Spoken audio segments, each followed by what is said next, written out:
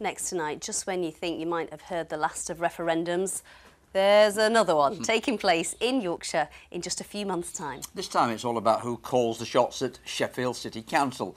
It comes after more than 20,000 people signed a petition demanding more voices needed to be heard when it comes to the big decisions affecting the city. Liz Roberts can explain this.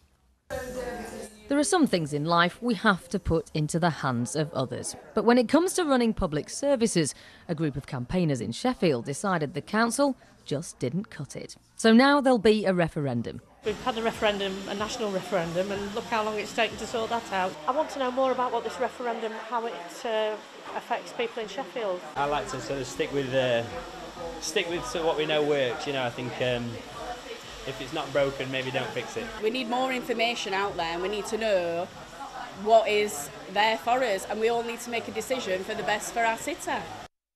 Sheffield City Council has a strong leader model. So what does this mean? Well, Labour currently have a majority, so one of their councillors is elected leader, who in turn appoints a cabinet.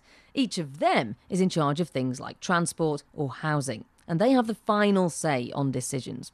What's being proposed is a committee system. This is where a group of councillors would make the final decision, as opposed to one person.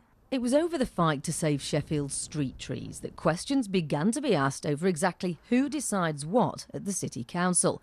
It sparked a campaign which got the support of more than 20,000 voters, enough to force a referendum. What a lot of people said to us on the street was, well, really, what is the point of voting for a councillor if, you know, that is the model, that in fact it's just 10 out of 84 of one party that make decisions. So why do we bother voting for our councillors? They haven't got the power to represent us. Now it's actually up to the council to work out what an alternative system might look like. There's no wonder, after 10 years of austerity, decisions have had to be made. Some of them have been unpalatable only for members to test their principles as well. So it's no wonder that we've got to this point, after a decade of those cuts, that we're now having a look at the situation of how we govern ourselves and the town hall and the city.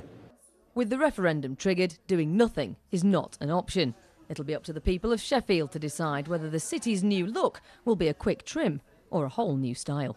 Liz Roberts, BBC Look North, Sheffield.